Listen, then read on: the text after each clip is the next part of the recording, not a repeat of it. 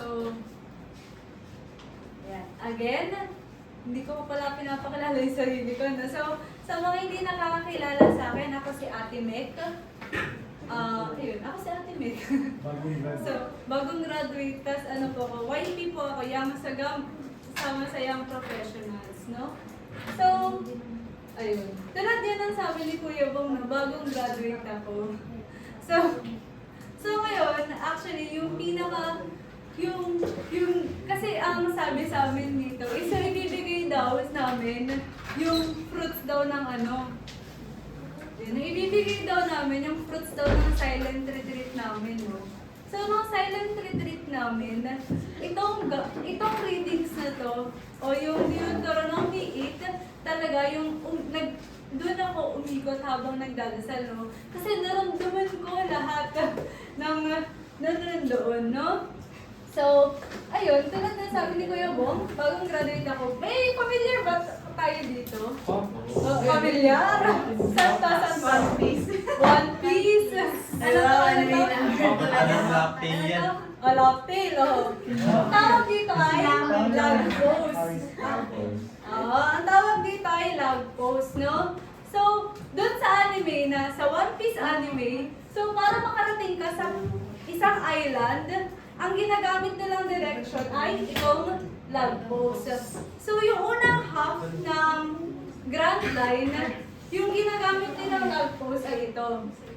Tapos, yung tinatawag nilang second half ng Grand Line o New World, ito na yung gagamitin na love post. So, sa journey natin, or sa journey ko ngayon, feeling ko, ganito yung nararamdaman ko. Yung love post na to, is tapos ko na. Yung iisang direction lang yung dapat puntahan. Sa love post kasi, yung pupunta ka sa isang direction yun, sa pamamagitan ng magnetic field. Kung saan yung may mataas na magnetic field, doon pupunta yung ship nyo para makapunta sa island na yun. So, dahil nga sa kakagraduate ko lang, yung feeling kong iisang direction lang na pinupuntahan kong magnetic field, magpasa ng requirements, magpasa ng assignment, is tapos ko na. Sana. Oh, thank you Lord. Thank you Lord talaga. So, ayun. Graduate ka talaga. Thank you. Graduate na rin yung isa dyan. So, ayun. So, ngayon, dahil tapos ko na yung isang journey, nandun naman ako sa pangalawang half. So, feeling ko pupunta na ako sa New World. Yung New World, meron siyang tatlong pagpipilian nyo. So, yan, may iba't ibang direction yan ng magnetic field. So, yung mas gumagalaw daw ng magnetic field dyan, mas mahirap. So, kung gusto mo sa mas mahirap, pumunta ka dun sa mas gumagalaw. Pero yung stable daw na yung world, yung parang pa-compass, ayun daw yung mas chill lang. So, ikaw, ngayon, mamimili ka na. Kung ano ba yung gusto mo, yung mas mahirap, mas challenging, or yung mas madali. So, feeling ko sa sarili ko, no, ganun na ako ngayon. Na dahil graduate na ako, last August 18, madami na akong choices na hindi ko alam kung ano yung mas kukuhain ko, no? Yung mas komplikado ba? Ay, yan yung pinakamasarap na choice ko. Oh. No, pero yun nga, sabi nga nila, no, na pag ayan. So ito yung graduation, yan. Yan. Ganda! Nakakita camera. Ganda! Ganda! Ganda! Ayaw rin nakita yung move. Kita yung mukha. Ganda! Bachelor of Ang ganda ng bachelor. Graduate ako as a Bachelor of Secondary Education major in Social Studies. So yung mga tinuturo ko, aralin panlipunan, no? Social Study. So ngayon, kaya social ako. May kumuha. Demek, kamukha mo. Ano? Siya yan eh. So yan, okay. Okay guys, di ba? Ngayon, feeling ko, dahil graduate na ako, may iba't ibang lab post na akong pinupuntahan. So, pwede na akong mamili kung saan ko gustong pumunta, no? Tama ko. Magpapatuloy ba ako as a teacher? O hindi ako magpapatuloy? Or mag-iiba ako ng career? Or, alam niyo yun na, nasa peak ako ng ganun. So, especially, no, nahihirapan akong mamili kung gusto kong magpatuloy sa pagtuturo. Kasi nung internship namin, so share ko lang ng very madali, quick lang, no? Nung internship namin, sobrang saya ko. As in, hindi ko nararamdaman yung araw. Nang patapos na, lagi lang akong, anong susunod na lesson plan, ano yung susunod na activities ng mga bata,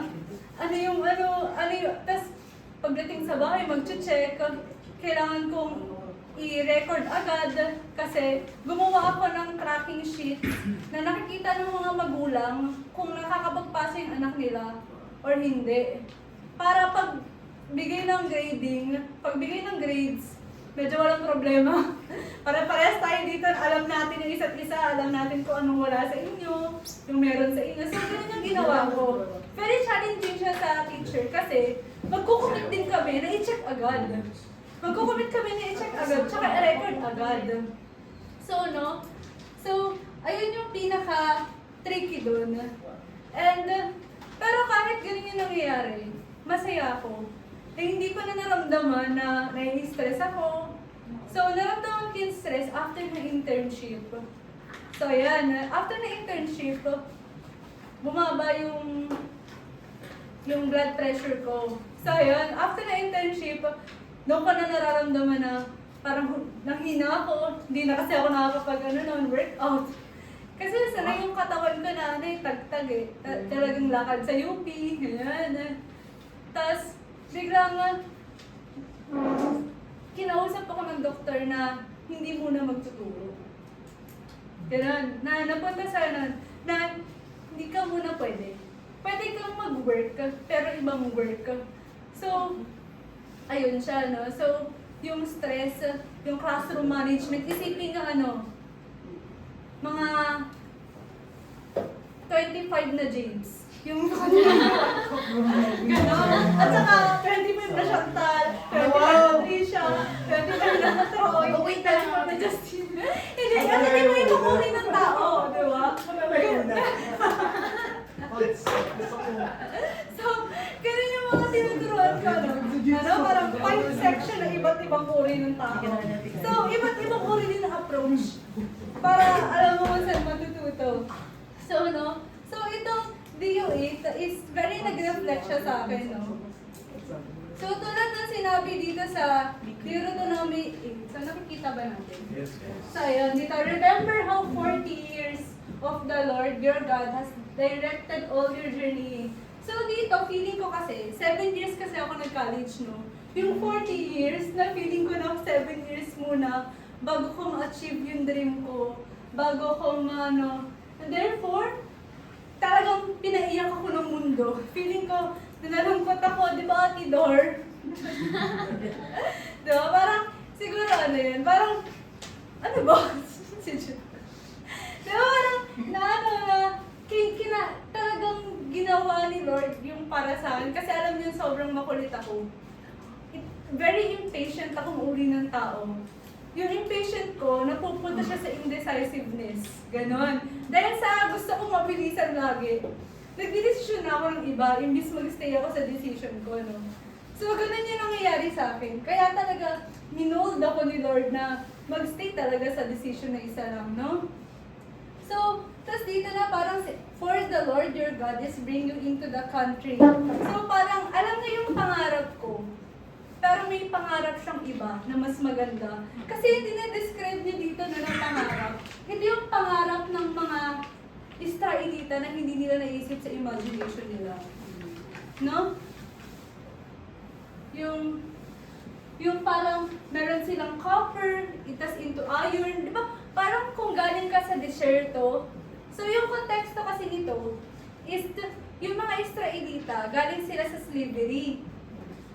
Galing sila sa slavery, tapos nilabas sila ni Lord doon, tapos parang naglakbay sila ng 40 years sa desierto bago makapunta doon sa promised land. So ito yung dinidescribe na to, ito yung dinidescribe na promised land.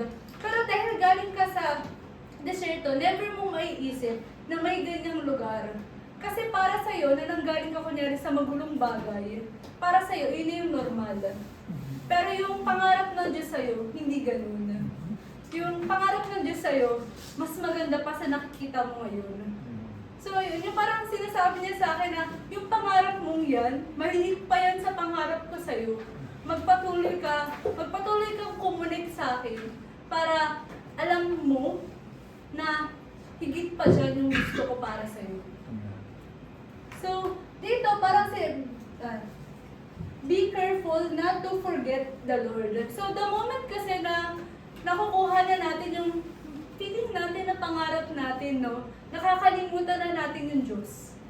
Nakakalimutan na natin yung Diyos to the point na feeling natin tayo na yung Diyos. Ito na, no? Feeling natin ganun na siya. Pero, yun yung pagkakamali ng marami, no? The moment na makita mo na na-achieve mo na yung goal mo, the moment na kailangan mo siya. Kasi, the moment na na-achieve mo na, tapos biglang bumagsak ka ulit, parang wala na. Tulad niya na, hindi ko alam kung napanood ko to, nabasa ko, nagugulo-gulo ka yung utak ko, na, narinig ko dito sa Verbo, no? So, nalilito na ako eh. So, parang nagsabi na, ang mga milyonaryo, pag bumaba yung pera nila, kunyari naging 1,000 ng mga pera nila, nagsusuicide sila. Pero yung mga mahihirap, tumaas, baba man yung pera nila, nagpapatuloy sila, nagpipersevere sila.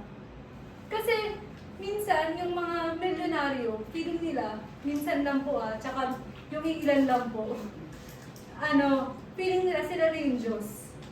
So, the moment na nawala sa kanilang milyon na bagay na yun, end of story na.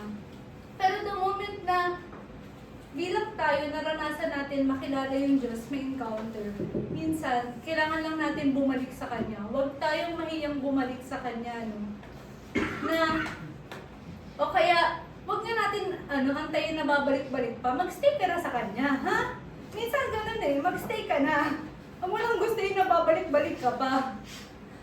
Para, alam niyo yun, habang nasa retreat, sinasabi nila lagi na storm, bagyo, hindi nawawala yung bagyo.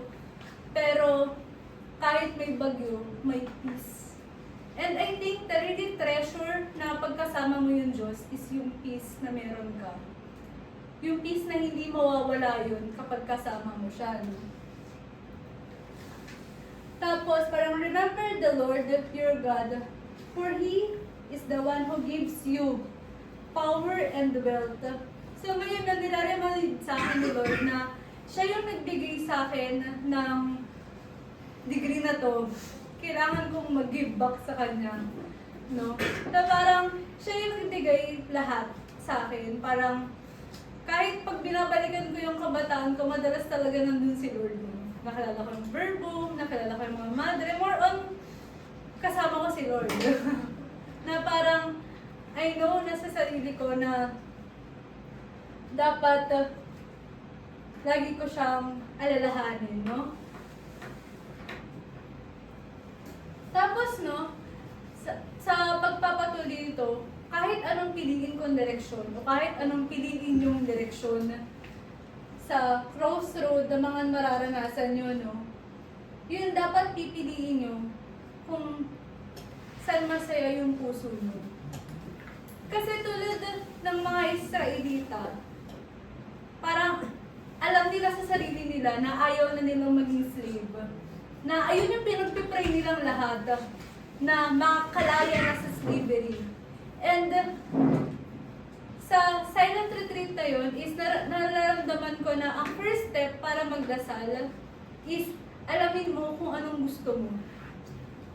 So, sabi ko sa kanila, Lord, ito kung gusto ng parang ng puso ko, no? And, habang tinatanong ko yung tanong na yun, no? Madaming nabubuksan na question. Parang, ano bang gusto kong career? Ano ba talaga yung gusto ko? Gusto ko bang mag-missionera? Gusto ko bang mag-stay as lay people? Parang tinatanong yun ng Diyos sa akin, na saan ka ba sasaya? Kasi yung parang great test greatest goal ni Lord para sa kanya at sa mga anak niya is sumaya. Parang, saan ka ba sasaya, Micaela? Ganun, no? Ganun yung tanong niya. Sasaya ako sa kanya, Lord.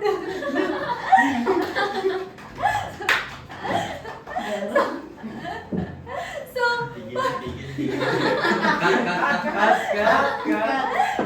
I-edit na lang.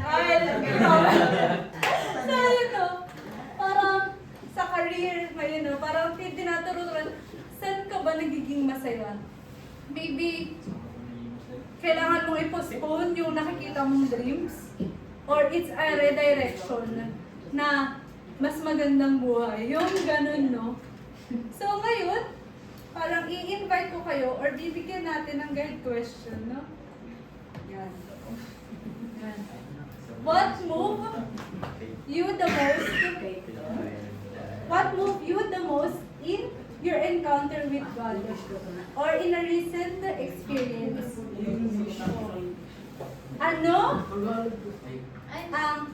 Anong nakagalaw doon? Ano yung pinaka nakapag-pamove sa'yo, nakastruck sa'yo? Ano yung pinaka nakastruck sa'yo sa experience mo kay Lord, no? Sa mga recent experience mo. Tapos, what is your heart truly longing at this season of your life, no? Ano ba talaga yung ginalonging?